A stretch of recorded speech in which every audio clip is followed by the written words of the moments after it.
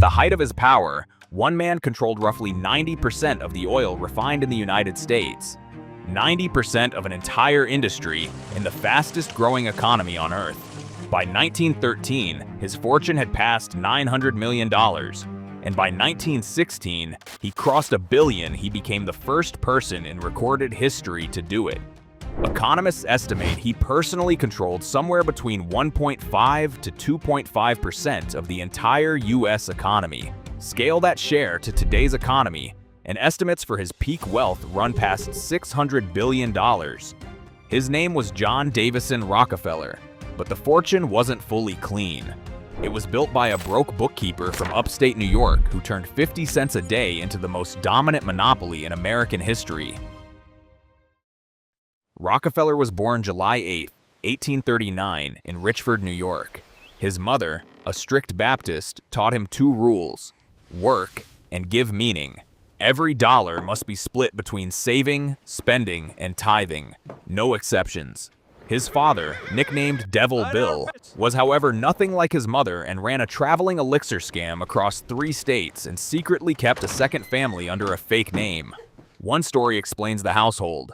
Devil Bill would tell young John to jump off a table into his arms, then sometimes step back and let him fall, giving the innocent child the unforgettable lesson: never trust anyone. At 16, on September 26, 1855, he took his first job, assistant bookkeeper for a Cleveland shipping firm, paid 50 cents a day. He called it Job Day and marked the anniversary every year for the rest of his life. That same year, he started Ledger A, tracking every receipt and expense to the penny, a habit he never broke. At 19, he borrowed $1,000 to start his own business from his absentee, con-man father at 10% interest. In 1859, Edwin Drake struck oil in Titusville, Pennsylvania, and dozens of refineries sprang up almost overnight, undercutting each other into bankruptcy. Rockefeller entered oil refining in 1863. 2 years later, he bought out his partners for $72,500 and took full control. In 1870, he founded Standard Oil with partner Henry Flagler. In 1872, Rockefeller helped organize the South Improvement Company, a secret deal with 3 railroads to raise shipping rates on everyone except Standard Oil, which collected rebates plus a cut of what competitors paid to ship their own oil. Word leaked, outrage was instant, and Pennsylvania killed the company's charter within months, before a single barrel ever moved under the deal. The damage was already done. For about 6 weeks, every refiner in Cleveland believed the scheme was already running. In that panic, Rockefeller bought 22 of the city's 26 refineries. Historians call it the Cleveland Massacre, a plan that never technically took effect, and worked anyway. By 1879, Standard Oil controlled roughly 90% of U.S. oil refining. In 1882, Rockefeller folded dozens of companies into one legal structure, the Standard Oil Trust, the very structure that gave trust busting its name. Here's the part that complicates the villain story. Kerosene prices fell the entire time. In 1865, before Rockefeller controlled much of anything, a gallon cost 58 cents. By 1870, 26 cents. By 1880, with Standard Oil refining roughly 90% of it, a gallon cost around 9 cents. Historians still argue over why: genuine efficiency from bigger refineries and less waste, or a monopolist pricing just low enough to stay untouchable. Both things can be true at once. Franklin Tarbell, a small Pennsylvania refiner, was one of the men crushed by that 1872 scheme. His daughter Ida watched him come home defeated, watched Rockefeller become shorthand for ruin in her house. She became a journalist. Starting in 1902, McClure's magazine ran her investigation into Standard Oil across 19 installments over nearly 2 years, collected into a book in 1904. She barely editorialized, she just laid out the documents. It's still considered one of the most consequential works of investigative journalism in American history. Public opinion turned. Federal investigators built a case that ran past 12,000 pages. In 1906, the government sued under the Sherman Antitrust Act. On May 15, 1911, the Supreme Court ruled Standard Oil an illegal monopoly and split it into 34 independent companies. Some names you'll recognize: Exxon, Mobil, Chevron, Amoco, and Marathon all trace back to that breakup. Because Rockefeller personally held roughly a quarter of the trust's stock, he kept a quarter of every piece it broke into. You'd expect that to shrink a fortune.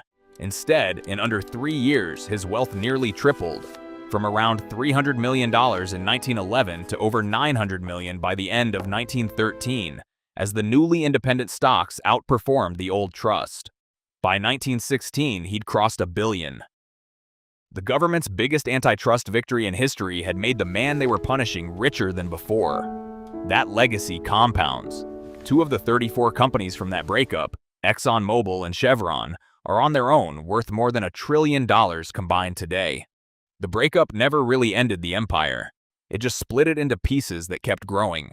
By 1914, Rockefeller had handed day-to-day control to his son, John Jr., including a Colorado mining company called Colorado Fuel and Iron. In September 1913, thousands of miners struck for an 8-hour day, safer conditions, and the right to live off company land. They were evicted and moved into tent colonies for the winter.